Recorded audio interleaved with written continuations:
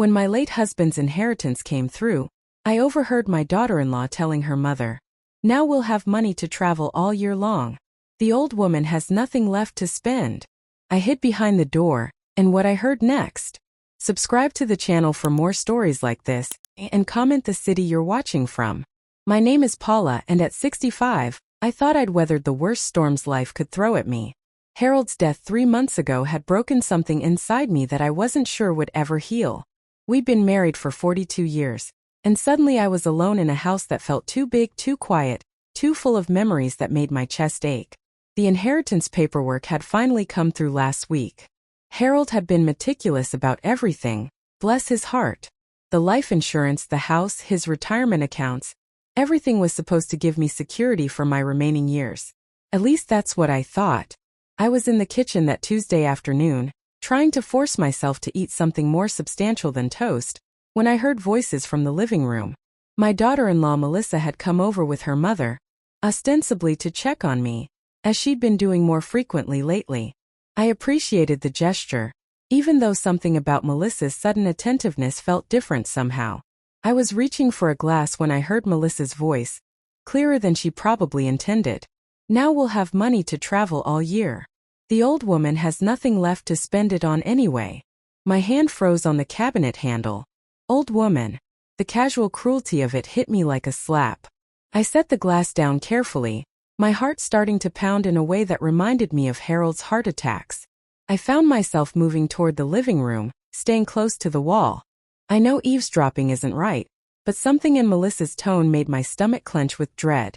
"Are you sure David's on board with this?" Melissa's mother was asking. "David doesn't need to know everything right away," Melissa replied, and I could hear the satisfaction in her voice. "He's so grief-stricken about his father that he'll agree to whatever I suggest. Besides, I've already started laying the groundwork." "What kind of groundwork?" I pressed myself against the wall, hardly daring to breathe. I've been mentioning little things to David. How Paula seems confused sometimes, how she forgets conversations we've had. Yesterday I told him she left the stove on for hours and didn't remember doing it. My mouth went dry. I hadn't left any stove on. I'm many things, but careless with appliances isn't one of them. Harold used to joke that I checked the stove 3 times before leaving the house. And he believed you? Of course he did. He wants to believe I care about his mother's well-being. Men are so easy to manipulate when you know which buttons to push. The casual way she said it made my blood run cold.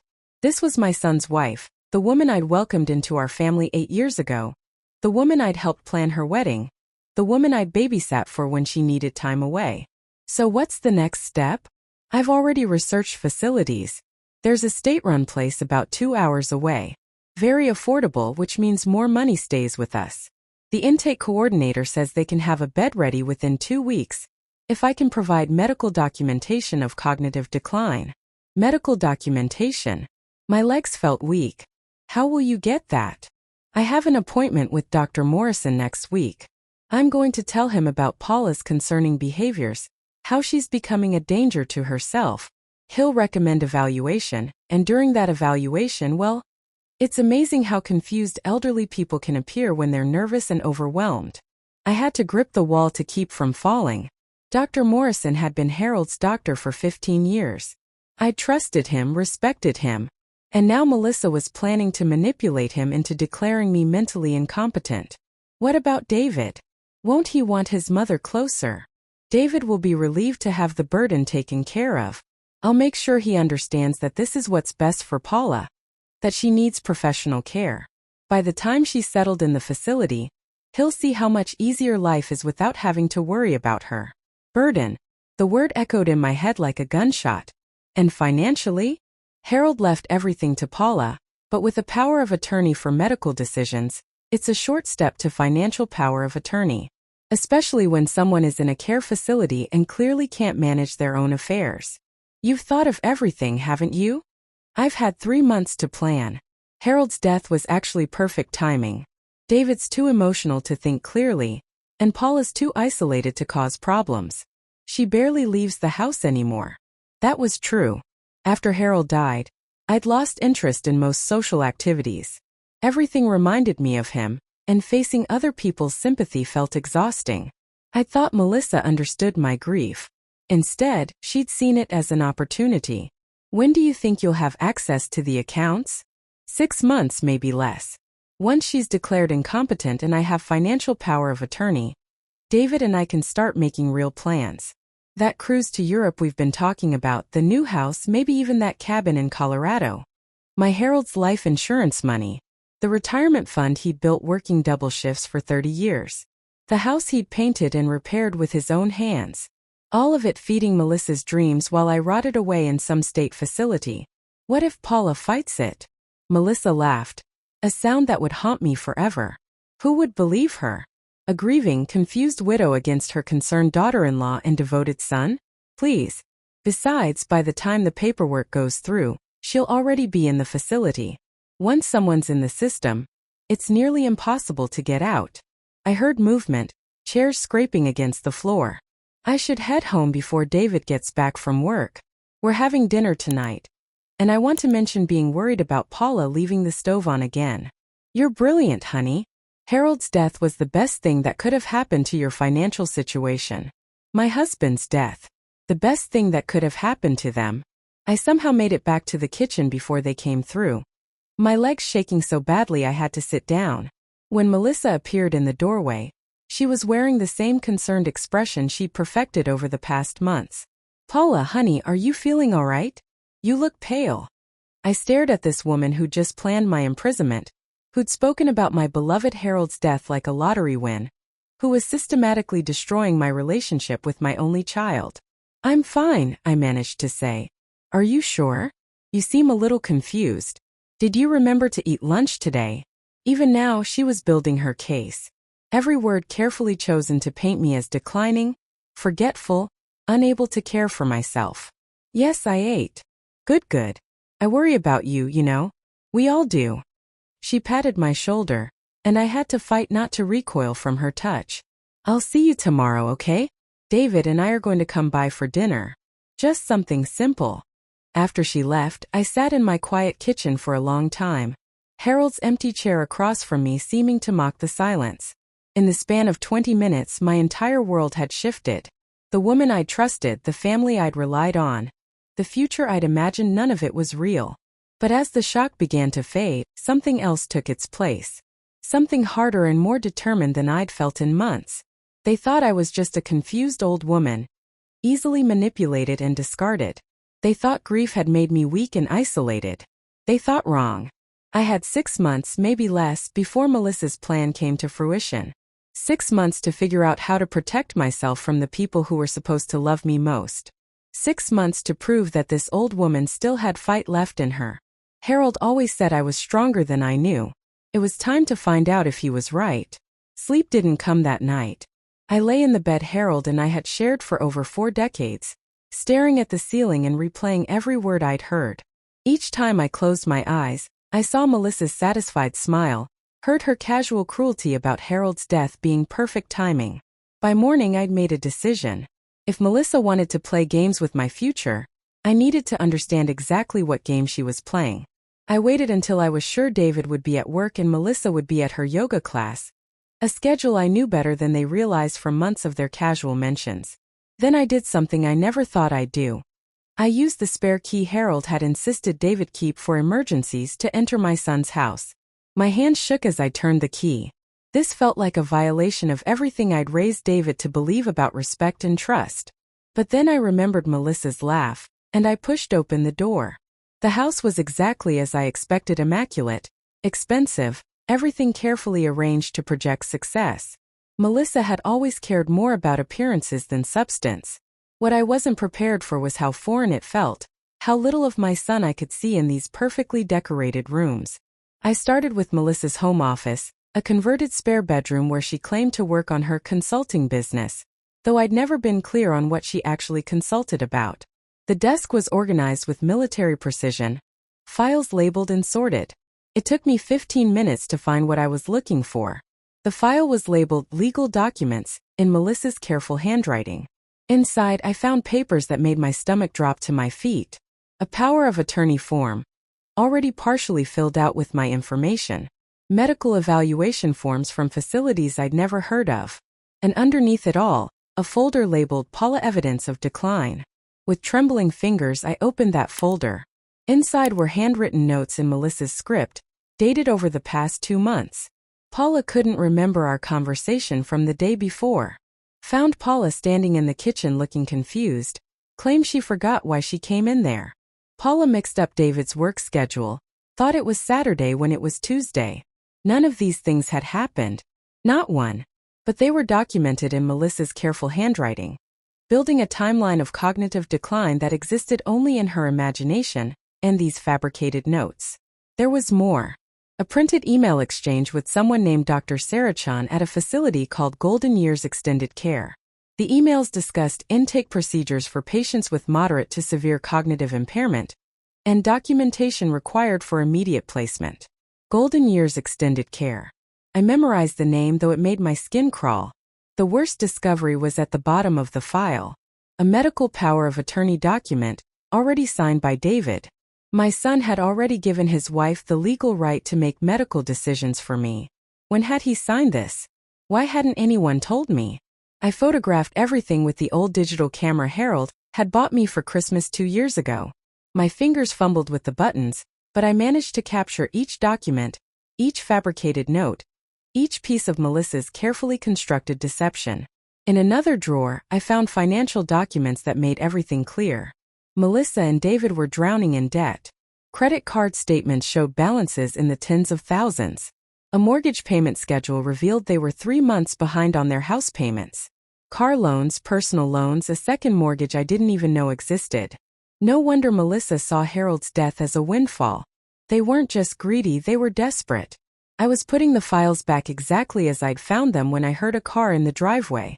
Panic shot through me like electricity. Melissa's yoga class must have been canceled. I managed to get everything back in place and was heading for the back door when I heard Melissa's key in the front lock. There was nowhere to hide, nowhere to run. I stood frozen in her office doorway as footsteps approached. "Paula? What are you doing here?" Melissa appeared in the hallway, wearing her yoga clothes and the expression of someone who just caught an intruder. Which I supposed I was. "I was looking for David," I said, amazed at how steady my voice sounded. "I thought he might be home for lunch." "David's at work. How did you get in?" "The spare key.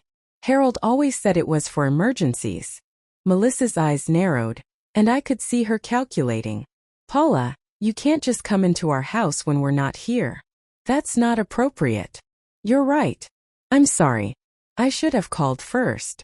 But as I apologized, I watched Melissa's face carefully. I could see her filing this away, another piece of evidence for her case. Paula breaks into houses. Paula shows poor judgment. Paula needs supervision. "Are you feeling confused today, Paula? You seem a little disoriented." There it was again.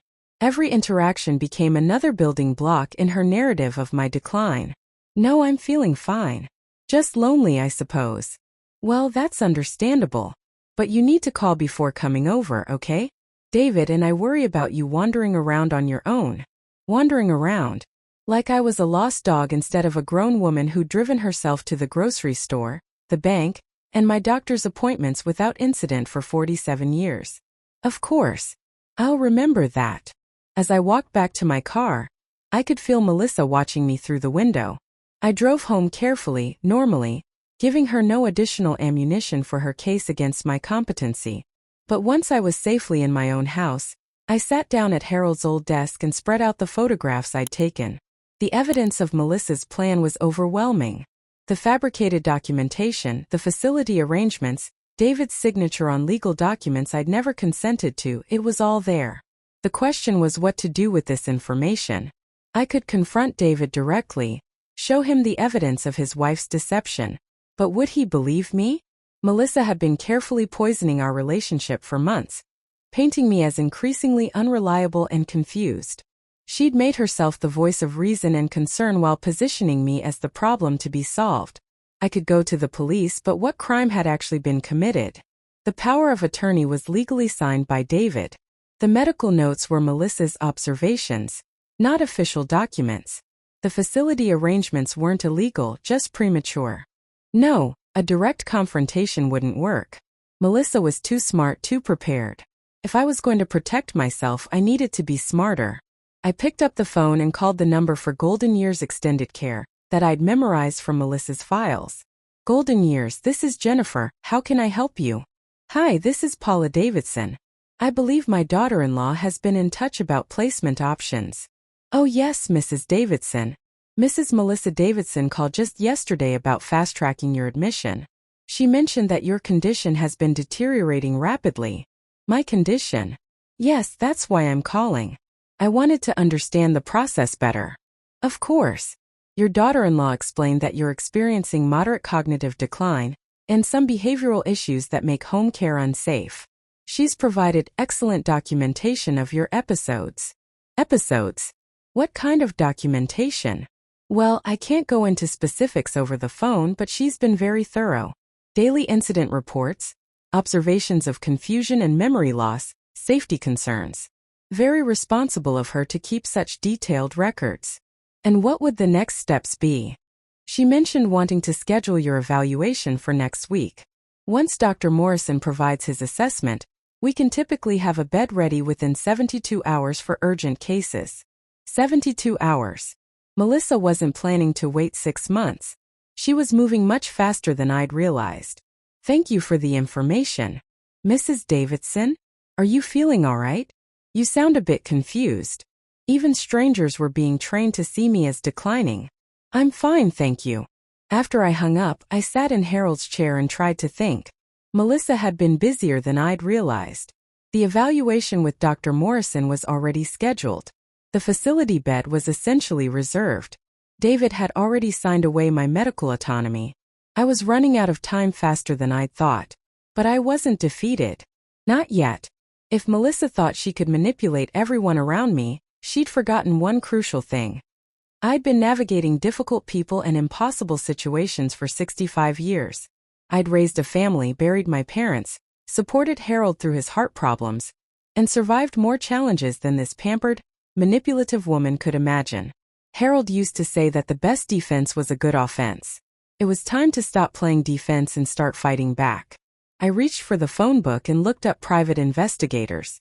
If Melissa could document a fictional decline, I could document the truth. And if she thought she could outmanipulate someone who'd been managing family dynamics since before she was born, she was about to learn exactly how wrong she could be. Finding the right private investigator felt like trying to pick a doctor from the phone book, too important to get wrong, but impossible to know who to trust. I finally settled on someone named Robert Martinez, partly because his ad emphasized discretion in family matters, and partly because his office was close enough that I could drive there without raising suspicions about my sudden absence. His office was nothing like what I'd imagined from movies. No shadowy lighting or cigarette smoke, just a clean, professional space that could have belonged to any accountant or insurance agent. Robert himself was a man about my age, with kind eyes and a gentle way of speaking that put me at ease immediately. Mrs. Davidson, what can I do for you? I practiced this conversation in my car, but sitting there in his office, the words felt inadequate. I need help. My daughter-in-law is trying to have me declared incompetent so she can steal my inheritance. He didn't look surprised or skeptical, just nodded and pulled out a yellow legal pad. Tell me everything. It took an hour to explain the whole situation. Robert asked careful questions, took detailed notes, and never once made me feel like I was being paranoid or overly dramatic. When I finished, he leaned back in his chair. This is more common than you might think, he said. Elder financial abuse often starts exactly like this, with someone close to the victim systematically undermining their credibility, while positioning themselves as the concerned caregiver. Hearing it described that way in clinical terms somehow made it feel more real and more manageable at the same time. What can you do? Several things. First, I can document your actual mental state and daily activities, establishing a baseline of competency. Second, I can investigate your daughter-in-law's background and motivations. Third, I can help you gather evidence that will hold up if this becomes a legal matter. How long will this take? That depends on how quickly she's moving. You said the medical evaluation is scheduled for next week. Yes, with Dr. Morrison. Then we need to work fast. I'll start today. Robert's plan was methodical. He would observe me during normal daily activities to document my competency. He would research Melissa's background, her debts, her previous relationships. Most importantly, he would help me gather evidence of her deception in a way that would be legally admissible. "There's something else we need to discuss," he said as I was preparing to leave. "Your son. From what you've told me, he genuinely believes he's protecting you. Melissa has been very clever about making him complicit without him realizing he's being manipulated. That was the hardest part to accept. David wasn't trying to hurt me. He was trying to help me in the only way Melissa had allowed him to see as helpful. What do I do about that? We document everything. When the time comes to reveal the truth, we'll have undeniable proof of what's really been happening." I left Robert's office feeling something I hadn't felt in months. Hope. Not just hope that I could escape Melissa's trap, but hope that I could save my relationship with David in the process. The next few days passed in a strange kind of double life. On the surface, I maintained my routine of quiet widowhood. I went to the grocery store, tended to Harold's garden, accepted Melissa's concerned phone calls about my well-being. But underneath, I was documenting everything. Robert had given me a small recording device and taught me how to use it. Every conversation with Melissa was now preserved. Every helpful suggestion about my declining abilities was captured. Every fabricated concern about my safety was documented. "Paula, honey, you left your porch light on all night again," Melissa said during one of her visits, her voice full of practiced worry. I hadn't left the porch light on. I checked it specifically before bed because I knew she would be looking for things to criticize. But I played along. "Oh, did I? I don't remember doing that." That's what worries me. These little memory slips are happening more and more often. The recording device in my pocket captured every word, every inflection of fake concern. The breakthrough came on Thursday, 3 days before my scheduled appointment with Dr. Morrison. I was in my garden weeding Harold's tomato plants when I heard a car pull into David's driveway next door. Through the hedge that separated our properties, I could see Melissa getting out of her car with someone I didn't recognize. A woman in her 40s, professionally dressed, carrying a briefcase. Something about their conversation made me creep closer to the hedge. "Assessment should be straightforward," the woman was saying. "Based on what you've documented, we're looking at moderate cognitive impairment with safety concerns." And the timeline? Once Dr. Morrison signs off on the evaluation, we can expedite placement. I've already spoken to Golden Years. They'll have a bed ready by Monday. Monday. 4 days away. What about her son? He still seems hesitant about the whole thing. Men often have difficulty accepting their mother's decline.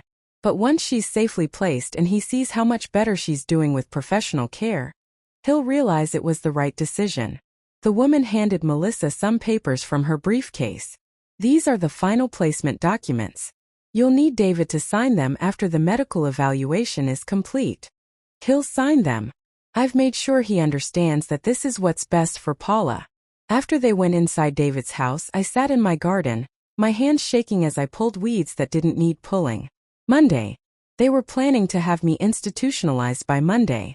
That evening, I called Robert from my bedroom, speaking quietly even though I was alone in the house. "They're moving faster than we thought," I told him. "Monday is when they want to place me in the facility. That gives us 3 days. Are you ready to accelerate our timeline?" "What do you mean?" "I mean we need to gather the final pieces of evidence now, before your appointment with Dr. Morrison. And we need to prepare David for what he's going to learn about his wife." "How do we do that?" "Leave that to me. But first, I need you to do something that might feel uncomfortable." "What?" "I need you to visit Dr. Morrison yourself, before your official appointment. Alone." The idea terrified me. Dr. Morrison had been Harold's doctor for years, but I didn't know him well personally. What if Melissa had already influenced him? What if he'd already decided I was incompetent based on her fabricated reports? What would I tell him? The truth. All of it. And I'll be there to help you tell it. The next morning, Robert met me in Dr. Morrison's parking lot. I called the office early and asked for an emergency appointment, telling the receptionist that I was concerned about some symptoms I'd been experiencing. It wasn't entirely a lie, I was experiencing symptoms. Symptoms of being systematically gaslit by my own family. Dr. Morrison looked exactly as I remembered.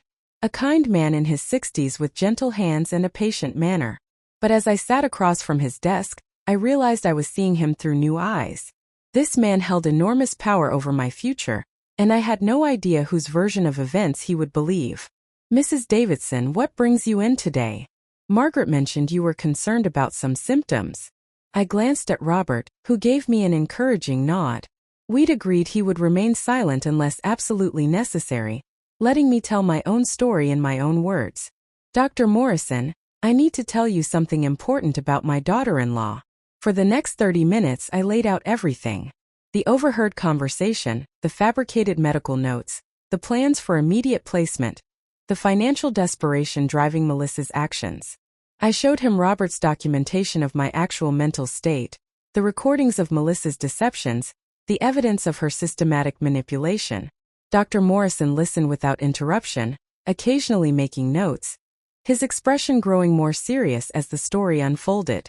When I finished, he was quiet for a long moment. "Mrs. Davidson," he finally said, "I have to tell you that your daughter-in-law called my office yesterday. She wanted to discuss your upcoming evaluation and provide some background information about your recent behavioral changes." My heart sank. "And you believed her?" I didn't believe or disbelieve her. I made notes about her concerns, just as I'm making notes about what you're telling me now. He looked at me directly. "But I want you to know something. In my professional opinion, based on our conversation today and my observations of your behavior, you show no signs of cognitive impairment. None." The relief was so overwhelming I nearly started crying right there in his office. "What happens now?" "Now I'm going to do something I rarely do. I'm going to call your son and ask him to come in for a conversation about your care. All three of us together. Today if possible." "What about Melissa?" Dr. Morrison's expression hardened slightly. "Mrs. Davidson, if what you're telling me is accurate, then your daughter-in-law has been attempting to manipulate medical professionals into providing false documentation for what amounts to elder abuse. That's not just unethical, it's criminal." As we left Dr. Morrison's office, Robert turned to me with something that might have been admiration. "That took courage, Paula. Real courage. What happens when David finds out what his wife has been doing?" "That depends on David. But at least now he'll have the chance to make decisions based on truth instead of lies." Dr. Morrison had agreed to call David at work and ask him to come in that afternoon for an urgent family consultation about your mother's care. David would be expecting to discuss my placement in a facility. Instead, he was going to learn that his wife had been lying to him for months. I went home to wait, knowing that by evening everything would be different. Either my family would be destroyed by the truth, or it would finally have a chance to heal from the lies. As I sat in Harold's chair, looking at the garden we'd tended together for so many years, I thought about what he would say if he were here. He'd probably tell me that the truth was always worth fighting for, even when it hurt. Especially when it hurt. The call came at 2:30 in the afternoon. David's voice sounded strained, confused. "Mom, Dr. Morrison wants to meet with both of us this afternoon. He said it was about your care, but he wouldn't give me any details over the phone." I closed my eyes, knowing that in a few hours my son's world was going to crumble. "What time?" 4 o'clock. He said it was urgent. "Mom, are you feeling worse? Is there something you haven't told me?" The genuine concern in his voice made my heart ache. David wasn't the enemy here. He was another victim of Melissa's manipulation just like me. "I'm feeling fine, honey. We'll talk about everything at Dr. Morrison's office." "Should I bring Melissa? She's been so helpful with coordinating your care." "No," I said quickly. "Dr. Morrison specifically said just the two of us." There was a pause. "That's strange. Melissa has been handling most of your medical appointments lately." She had been, hadn't she? Another way to control the narrative, to ensure that any medical professionals only heard her version of my condition. "We'll figure it out at the appointment." After I hung up, I sat for a long time trying to prepare myself for what was coming. David was going to learn that his wife had systematically lied to him for months, that she'd fabricated evidence of my decline, that she'd manipulated him into signing legal documents based on false information, that his grief over his father's death had been weaponized against both of us. How do you prepare your child for that kind of betrayal? I arrived at Dr. Morrison's office early and was surprised to find David already there, pacing in the waiting room. He looked tired, stressed, older than his 43 years. When he saw me, he rushed over. "Mom, thank God you're okay." Dr. Morrison sounded so serious on the phone. I was worried something had happened. "I'm fine, sweetheart." But as I looked at him, I realized how much weight he'd lost since Harold's funeral, how the worry lines around his eyes had deepened. Melissa's campaign hadn't just targeted me. It had been eating away at David too, filling him with anxiety about my well-being, guilt about not doing enough, fear about making the wrong decisions. Dr. Morrison called us back to his office, and we settled into the chairs across from his desk. David immediately launched into what sounded like a prepared speech. "Doctor, I want you to know how grateful we are for everything you're doing for my mother. My wife has been documenting some concerning behaviors, and we both agree that Mom needs more supervision than we can provide at home." Dr. Morrison nodded slowly. "David, before we discuss any care decisions, I need to share some information with you. Your mother came to see me this morning." David looked surprised. "She did? Mom, why didn't you tell me you had an appointment?" "Because I needed to tell Dr. Morrison something important. About Melissa." I watched my son's face change as understanding began to dawn. Not full understanding yet, but the first flicker of doubt. Dr. Morrison leaned forward. "David, I'm going to ask you some specific questions, and I need you to think carefully before you answer. Has your mother ever actually left the stove on and forgotten about it?" "Yes, Melissa told me it happened twice last week." "Has your mother ever gotten lost or confused about where she was?" "Melissa mentioned that Mom seemed disoriented at the grocery store, couldn't find her car." "Has your mother ever had difficulty remembering recent conversations or events?" According to Melissa, Mom has been having more and more trouble with that. Dr. Morrison made notes as David answered each question. Then he looked up. "David, I want you to know that I've just spent an hour with your mother. I've conducted informal cognitive assessments, tested her memory, evaluated her reasoning abilities. In my professional opinion, your mother shows no signs of cognitive decline. None whatsoever." The color drained from David's face. "But Melissa documented everything. She's been keeping detailed notes about Mom's episodes." "I'm sure she has been. The question is whether those episodes actually occurred." I watched my son struggle to process this information. Everything he'd believed about my condition, every decision he'd made about my care, was suddenly in question. "I don't understand," he said finally. Dr. Morrison opened a file on his desk. "David, are you familiar with a facility called Golden Years Extended Care?" "Yes, that's where we're planning to. Where Mom will be getting the care she needs. According to their intake coordinator, your wife has already reserved a bed for your mother, to be filled this Monday. She's provided them with extensive documentation of your mother's cognitive decline and behavioral problems." David's hands were shaking now. "Monday? But I thought we were just exploring options." "Your wife has also been in contact with my office multiple times, providing detailed reports of your mother's concerning behaviors and requesting expedited evaluation for care facility placement." I reached over and took David's hand. It was cold, clammy with shock. "There's more," Dr. Morrison continued gently.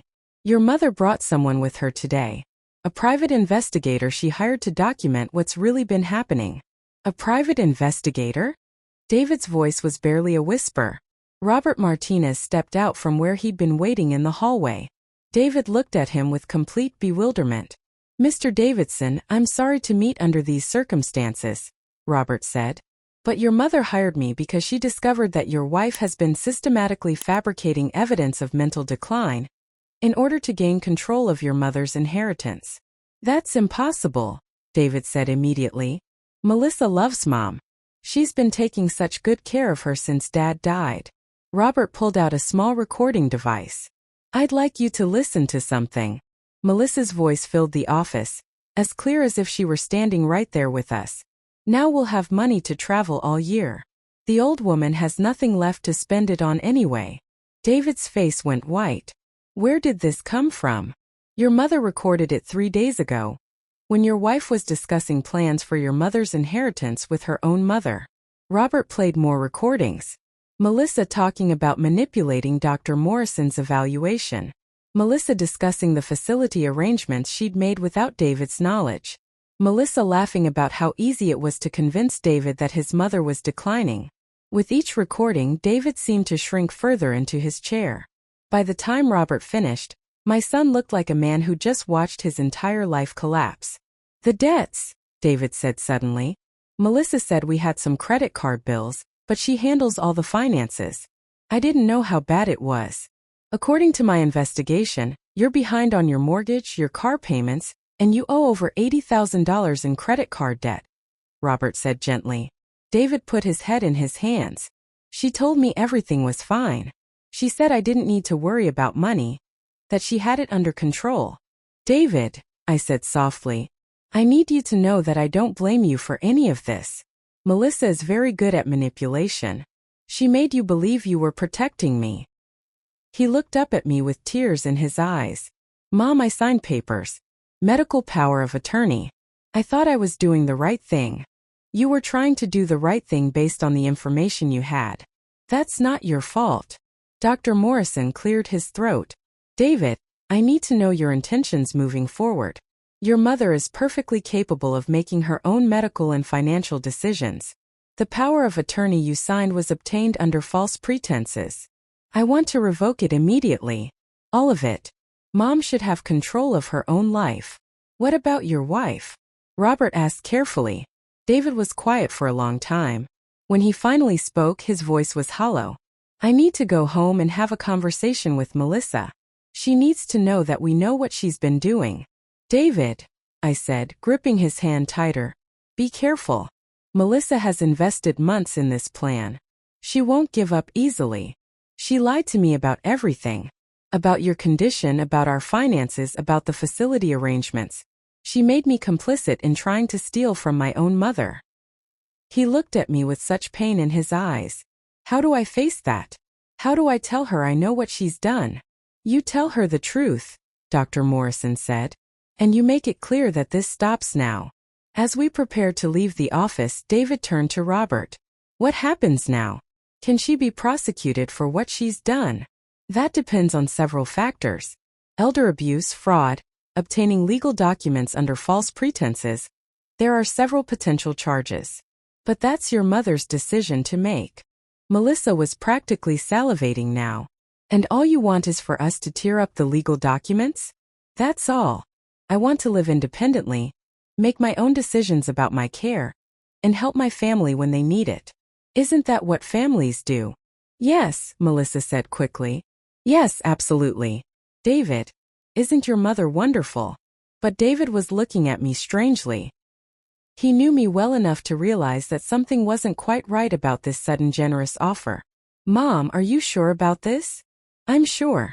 Melissa, do you have those documents here? Yes, they're upstairs in my office. Why don't you go get them, and we can take care of this right now? Melissa practically ran from the room. The moment she was gone, David turned to me. Mom, what are you doing? You can't seriously be planning to give her $100,000. I smiled at my son and pulled out the small recording device Robert had given me. I'm getting her to admit the truth. David's eyes widened as understanding dawned. Melissa returned with a folder full of documents, her demeanor completely transformed. Gone was the grieving, concerned daughter-in-law. In her place was a woman who thought she just won the lottery. Here they are, she said, spreading papers across the coffee table. The power of attorney documents, the facility arrangements, everything. Wonderful. Now, before we destroy these, I want to make sure I understand the situation correctly. You created false documentation of my mental decline in order to have me declared incompetent, so you could gain control of Harold's inheritance. Is that accurate? Melissa laughed, actually laughed. Paula, you make it sound so dramatic. I just documented some concerning behaviors that suggested you might need help managing your affairs. Behaviors that never actually occurred. Well, sometimes elderly people don't remember things the way they actually happened. So you fabricated the medical notes. I observed patterns that medical professionals needed to be aware of. You lied to Dr. Morrison about my condition. I shared my legitimate concerns with your healthcare provider. You arranged for my placement in a facility without my knowledge or consent. I researched care options in case they became necessary. You manipulated David into signing legal documents based on false information. I helped David prepare for difficult decisions he might need to make about your care. She had an answer for everything, each response carefully crafted to sound reasonable while admitting to exactly what she'd done. And it was all being recorded. I see. And now you're willing to abandon all of these arrangements in exchange for $100,000 in cash.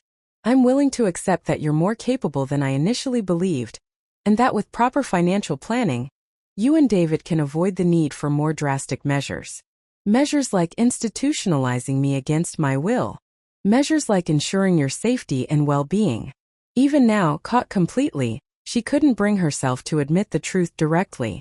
But she didn't need to. Her willingness to abandon her concerns about my safety in exchange for money told the whole story. I looked at David, who was staring at his wife with an expression I'd never seen before. Not anger, not even disappointment. Something much worse, disgust. "Melissa," I said quietly, "there's something you should know." "What's that?" "I'm not giving you any money." The transformation in her face was instant and terrifying. The mask of concern and love fell away completely, revealing something cold and calculating underneath. "What do you mean?" "I mean, this was all a test. To see if you would admit what you'd done when you thought you could profit from it. You passed the test beautifully."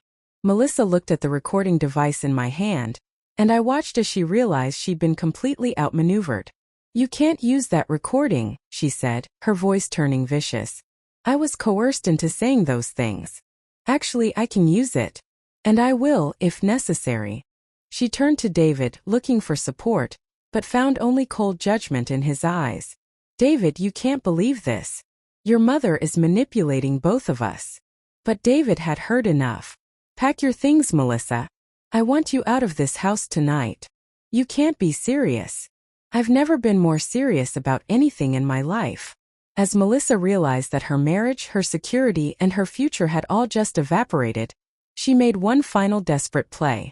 "If you throw me out, I'll fight you for everything. The house, your inheritance, all of it.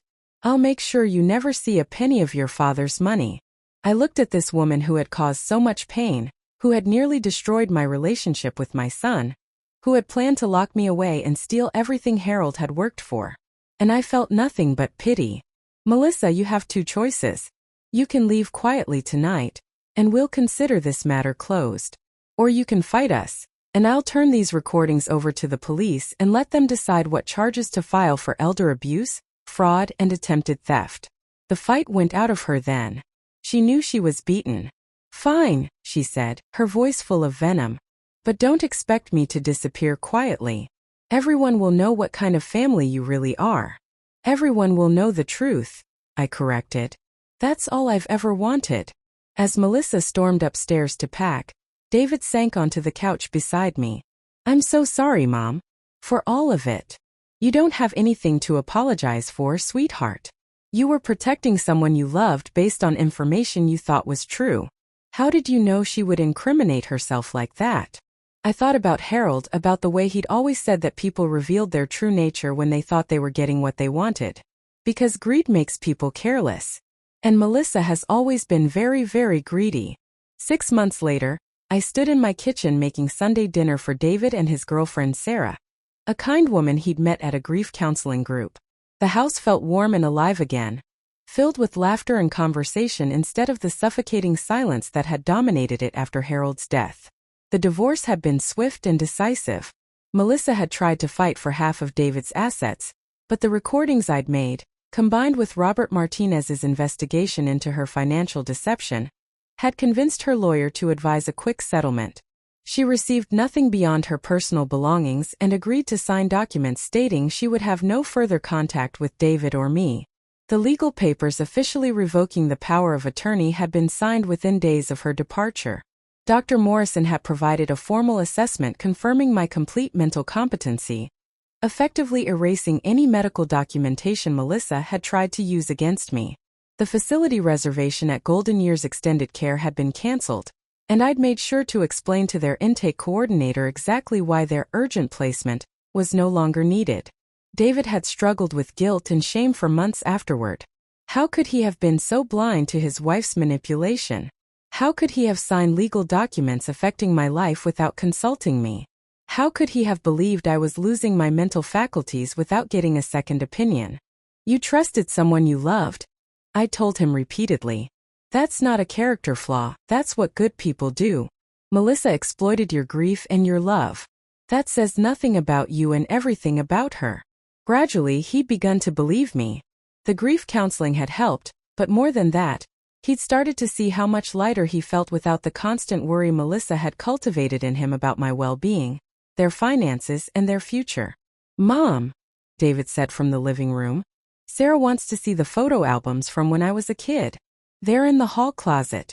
The one with your baby pictures is on the top shelf.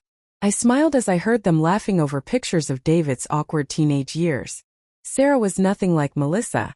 She was genuine, kind, interested in David for who he was rather than what he could provide. She worked as a nurse, understood grief and loss, and had no interest in controlling or manipulating anyone. The doorbell rang just as I was taking the roast out of the oven. When I answered it, I found Robert Martinez standing on my porch with a small wrapped package. Robert, what a lovely surprise. Come in, we're just sitting down to dinner. I can't stay long, but I wanted to bring you this.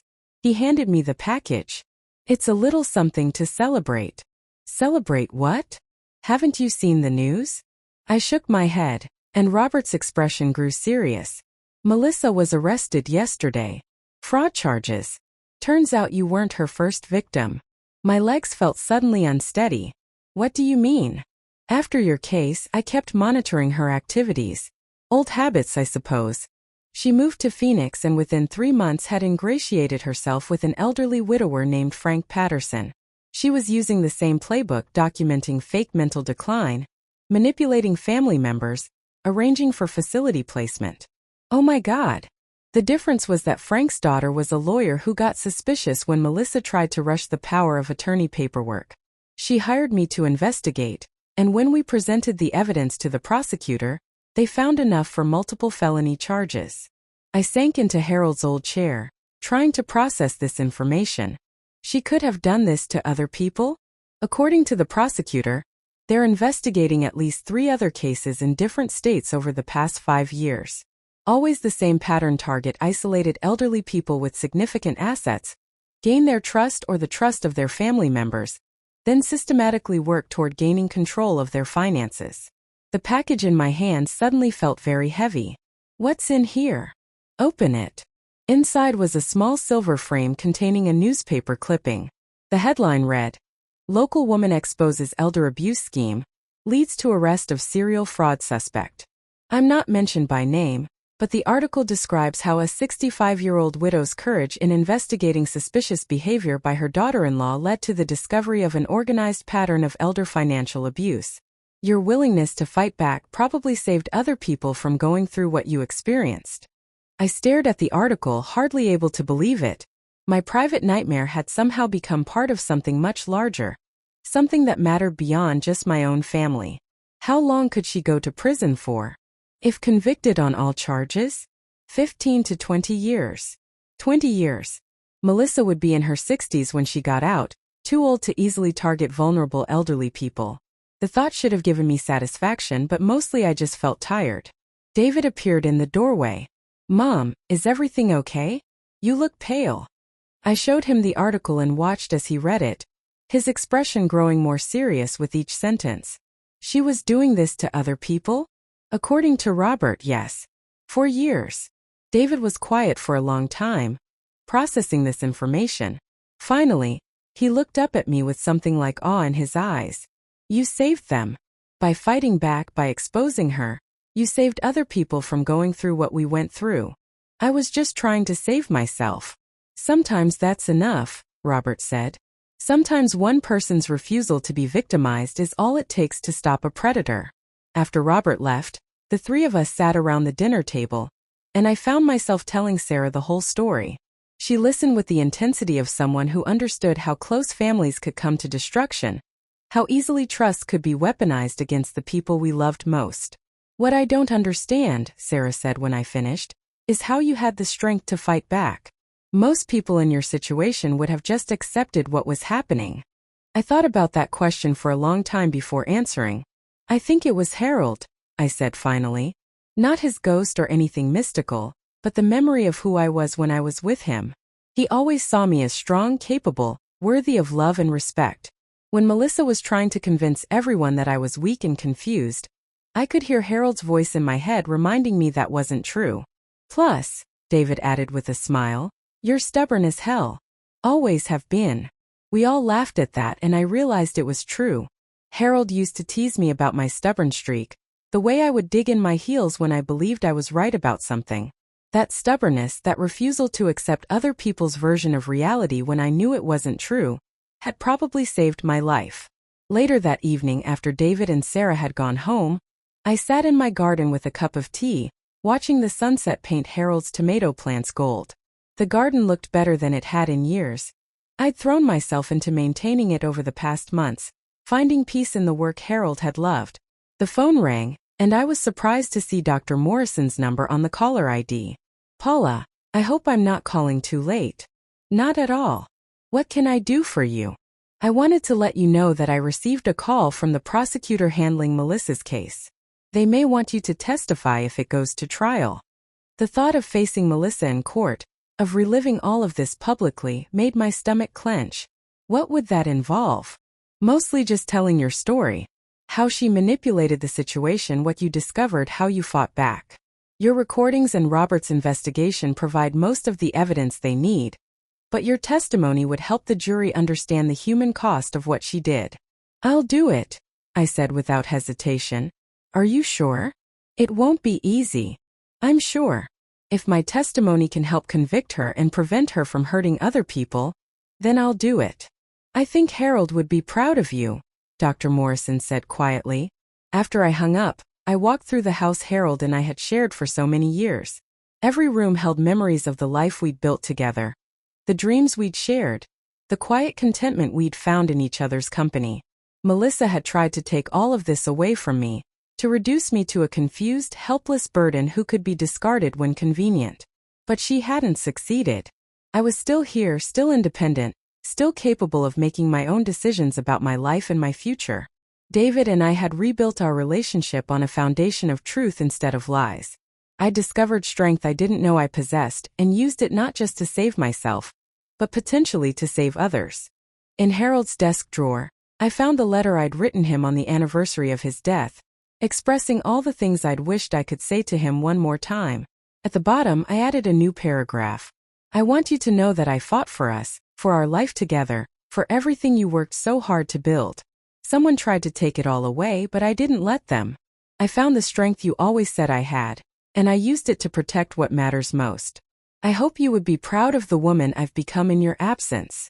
I sealed the letter and placed it back in the drawer, knowing I would never send it but feeling better for having written it. The house was quiet around me, but it wasn't the suffocating silence of grief and isolation that had filled it after Harold's death. It was the comfortable quiet of a home where someone lived fully, loved deeply, and refused to be diminished by those who sought to exploit vulnerability as weakness. Tomorrow, I would tend Harold's garden. I would have lunch with my new friend Dorothy, another widow who'd reached out after hearing about my experience through the community network. I would review the business proposal Sarah had brought me for starting a support group for families dealing with elder abuse. Tonight, I would sleep peacefully in my own bed, in my own house, surrounded by my own choices and my own memories. I would dream of Harold and wake up grateful for another day of independence, dignity, and the quiet satisfaction of having refused to be anyone's victim.